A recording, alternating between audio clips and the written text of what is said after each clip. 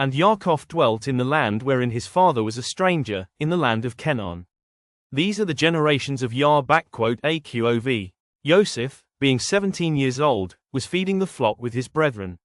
And the lad was with the sons of Bilhah, and with the sons of Zilpah, his father's women, and Yoceph brought unto his father their evil report. Now Yasharel loved Yoceph more than all his children, because he was the son of his old age, and he made him a coat of many colors. And when his brethren saw that their father loved him more than all his brethren, they hated him, and could not speak peaceably unto him. And Yoceph dreamed a dream, and he told it his brethren, and they hated him yet the more.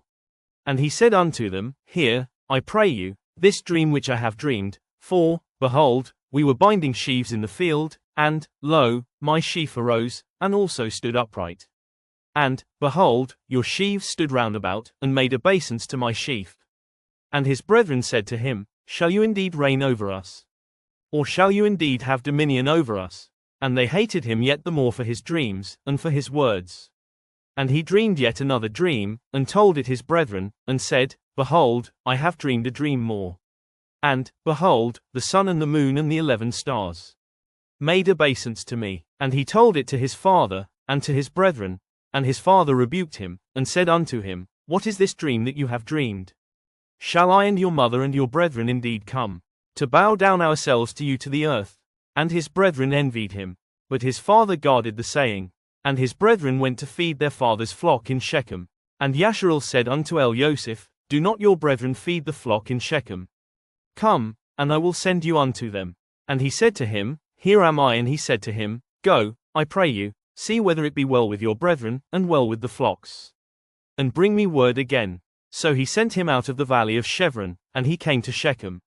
And a certain man found him, and, behold, he was wandering in the field, and the man asked him, saying, What do you seek? And he said, I seek my brethren, tell me, I pray you, where they feed their flocks. And the man said, They are departed hence. For I heard them say, Let us go to Dothan. And Yoceph went after his brethren, and found them in Dothan.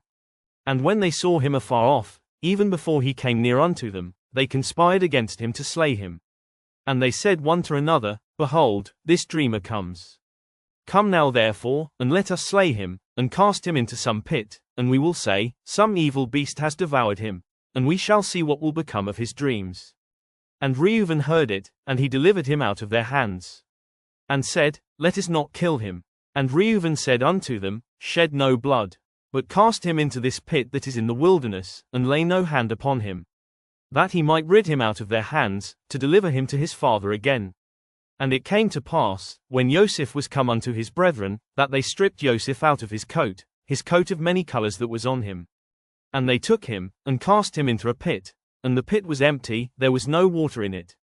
And they sat down to eat bread, and they lifted up their eyes and looked, and, behold, a company of Ishmaelim came from Gilead, with their camels bearing spicery and balm and myrrh, going to carry it down to Mitzrayim. And Yehudah said unto his brethren, What profit is it if we slay our brother, and conceal his blood? Come, and let us sell him to the Yishma and let not our hand be upon him. For he is our brother and our flesh. And his brethren were content. Then there passed by Midianite merchantmen, and they drew and lifted up Yoceph out of the pit, and sold Yoceph to the Yishma for 20 pieces of silver, and they brought Yoceph into Mitzrayim. And Reuben returned unto the pit. And, behold, Yoceph was not in the pit.